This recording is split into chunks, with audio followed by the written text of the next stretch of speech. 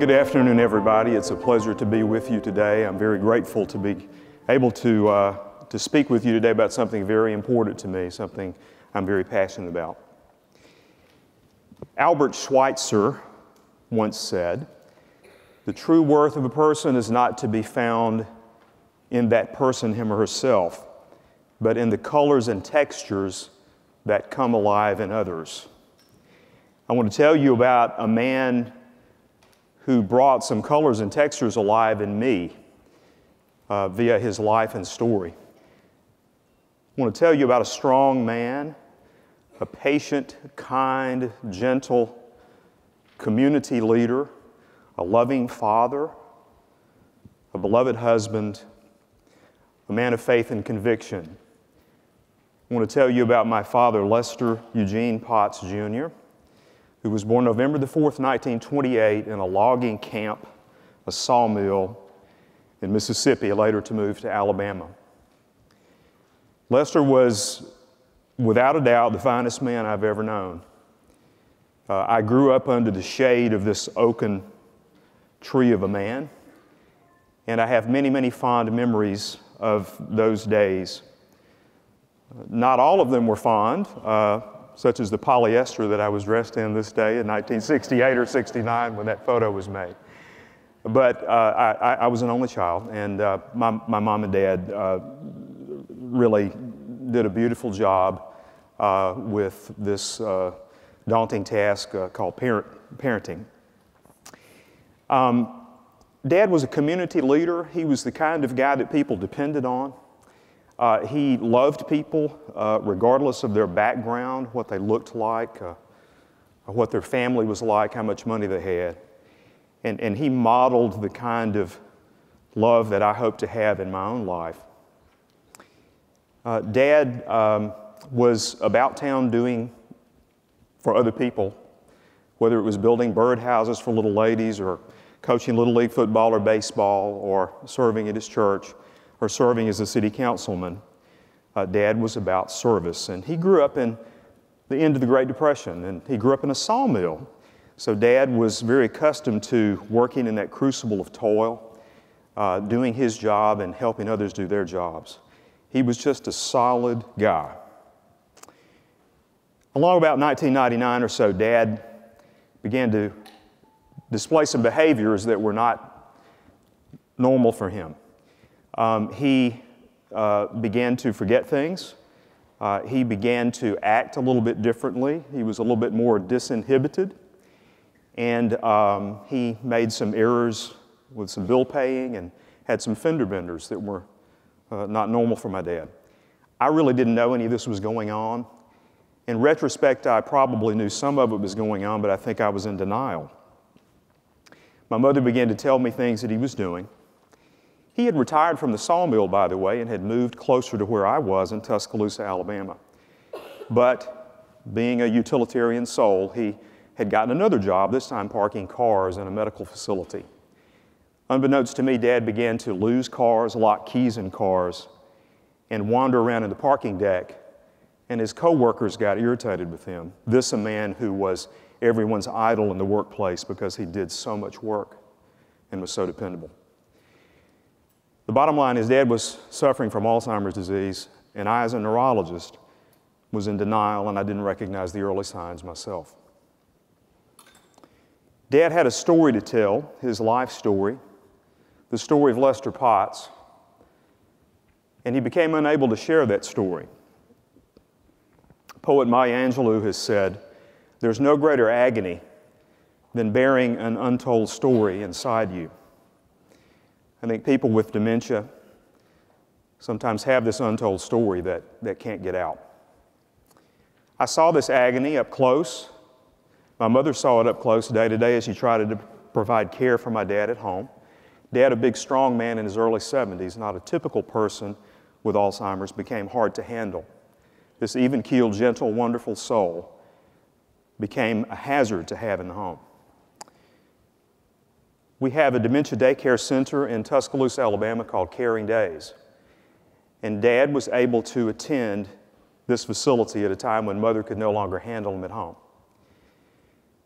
One of the things I thought have thought since then that he may have been trying to say to us at that time was, "Dear world, if I forget, please show me back to me."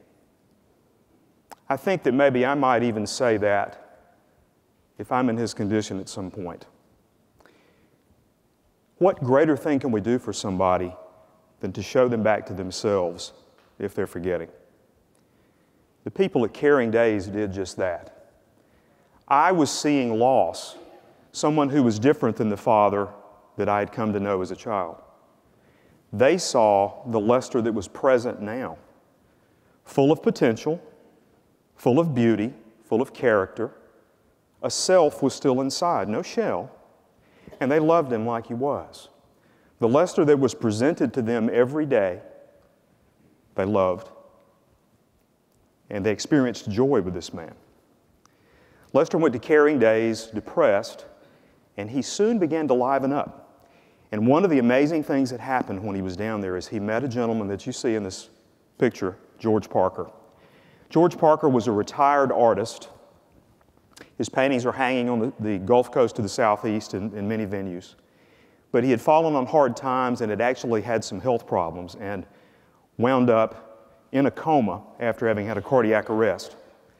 George later told me, "Doc, when I was unconscious, God came to me and told me that He wanted me to use my art and my gifts for people that have dementia, to brighten their lives, that I was being saved. It was not my time." So after George woke from the coma, was able to get rehabbed, he volunteered at a community center, a local community college there in Tuscaloosa, in a community outreach program. He says, "I'm George Parker, I can paint. I'm going to share my gifts because that's what I've been saved to do."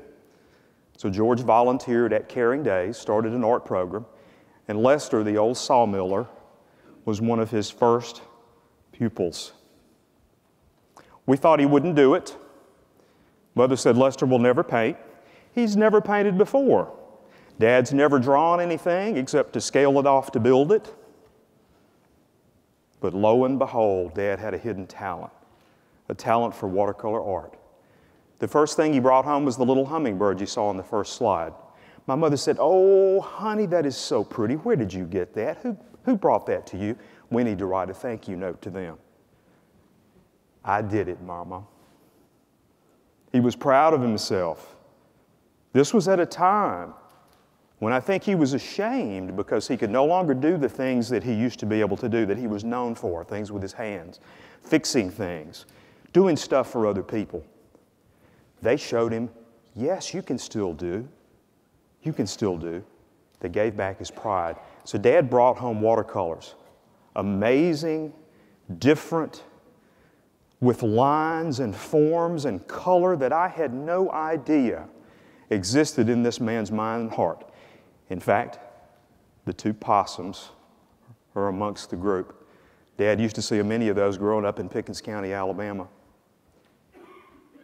What he didn't see a lot of, though, was snowmen on skis. I'm not sure where that came from. We don't have a lot of that snow in Alabama, but Dad's mind and spirit were being enlivened. He got better as he was painting. He was able to tell his story through the art, you see. A lot of the early childhood memories came out. A lot of the relationships came out. A lot of the things that were most important to Dad came out in this beautiful watercolor art. And you know what it did for us? It gave us hope. It gave us a light in the darkness. It gave us something with which to connect with old Pop. We could now begin to relate to him over the art at a time when we couldn't relate to him in any other way. Well, I was blown away and continue to be blown away when I look at this art. The relationships were particularly powerful. In this picture, you see depicted one of Dad's most important people in his life, Mr. Albert Corder. Mr. Albert was a man that helped to raise my father in the early days and worked with him in the sawmill, pulling a crosscut saw many, many long hours. Dad loved Albert, and Albert loved Dad, and they continued to be brothers all their lives. In fact, their relationship has modeled for me the way I need to act in our 21st century environment. These men loved each other. At the end of Dad's life, when he could no longer speak, but he could still paint, he painted a watercolor art of Lester and Albert pulling a crosscut saw still after all these years. I think that must have given him great comfort.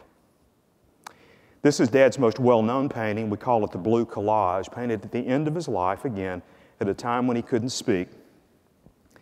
He brought it home, and we immediately saw some things that I want to point out to you. And I will tell you that this piece of art, more than any other that I've ever seen, has transformed my life and taught me things I didn't know. I want you to look at this old fellow right here. This is Dad's dad, Lester Sr., my grandfather. We called him Big Daddy. He always had an old hat on right there. See, he always had that hat on, no matter where he's cutting grass, going to church, what. He also wore high-top Brogan shoes. My dad would have pulled up on those shoes as a little boy. He'd have gotten a very close look at those old Brogans.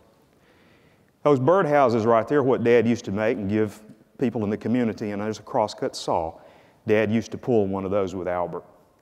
If you look in this painting closely, you will see an upside-down crosscut saw, a high-top Brogan, and an old hat on top of a cross.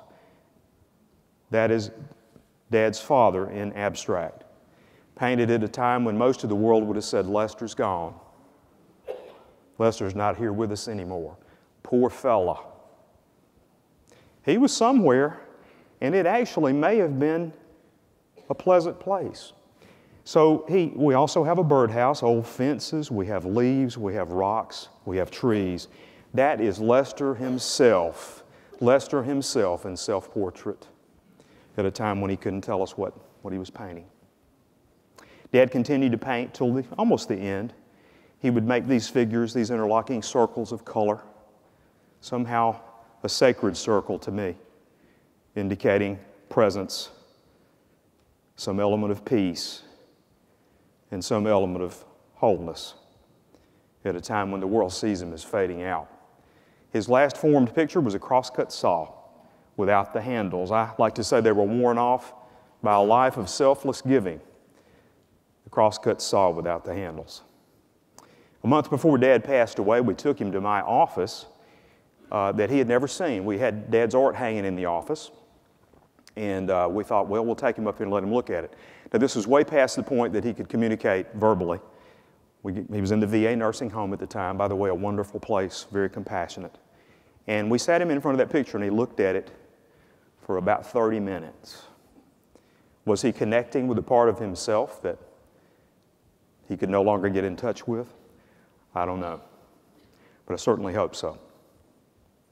Brene Brown said, owning our story and loving ourselves through that process is the bravest thing that we will ever do. Lester was able to own his story because other people helped him do that. Alzheimer's is a disease that people are ashamed of. Dementia is a condition that people are ashamed of. I think Dad was ashamed. A lot of us are ashamed. Caregivers, public, people that deal with this. That's awful. We shouldn't be ashamed of it. People are still here. They've been granted a dignity that Alzheimer's disease and other dementias cannot take away from them. I need to treat them with dignity. I need to be out in the open and talk about it. And I need to let them know that even though they have this condition, they can still live. They can still experience joy. They can still have relationships and create and love people. We need to do a better job. So I've had a chance to reflect on Dad's story, Dad's art, and what it has taught me over the past 10 years since he has passed away. And I want to summarize that for you. Dad's art teaches us some things about dementia care that I as a neurologist need to keep in mind, and many of us may as well.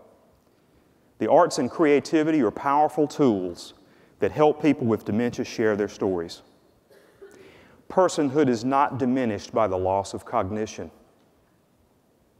Relationships can be maintained with people who have dementia at any stage. It requires presence, listening, vulnerability, and it does not require words. The beauty and relational energy inside the very human being that has the illness can provide the inspiration for meaningful relationship. The energy came from Dad. Validating person-centered care utilizing creative expression should be made available to everybody who has dementia.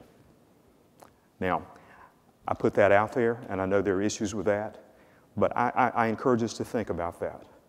And there's data amounting that these therapies and this kind of care is beneficial for people. We got to do our part to create a culture of compassion. Life is about relationships, and that doesn't change if someone has dementia. So we created a foundation after Dad passed away because we were so touched and inspired and we wanted to pay it forward. The foundation is called Cognitive Dynamics. And in that foundation, we try to bring these same experiences to others. Our foundational belief, our creed, is that each person has innate value and dignity despite conditions or circumstances. Personhood is inherent, it is unfading, despite the inability of ours to perceive it. It's there. So there's a greater gift that Lester's given us, and I didn't see this at first, but the gift that he's given is so broad that it extends to really all humanity. We're all artists, born to create beautiful and significant things. That's our art. Our art is often discovered in the midst of hardship. I know mine has been. Beauty and truth in you begets beauty and truth in me, and vice versa. Authenticity is more beautiful than perfection. I know because I tried to be perfect for many years. The perfect neurologist, the perfect son, the perfect husband, the perfect father, the perfect citizen. Guess what? I failed miserably. But in falling, I found my art. Because where you stumble, there lies your gift, said Thomas Merton. Believing in one another enables us to become our true or best selves. Courage and vulnerability are required of us to be in relationships with people who have dementia. But empathic transformation is the result. We will change. Touching that which causes us to weep unleashes the creative fire of hope within us, said Simone Campbell. David Brooks speaks about resume virtues versus eulogy virtues. Resume virtues are the virtues we try to put forth to get a job. Eulogy virtues are the ones they'll be talking about after we pass on. You know what Dad gave me? Dad gave me the desire and the know-how to sing my soul song to the world. Remember who you are, my child, Dad would say, who you were born to be. Let love be law in mind and heart, and let life be charity. As bandaged begging hands assail your palisades of calm, let labor bring tranquility and let healing be its balm. When death itself so stealthily advances through your days, let quiet faith be your resolve, let living be your praise. Then when my spirit and my flesh are knit and I am gone, within your heart the finest part of me continues on. What's Lester's legacy? Me.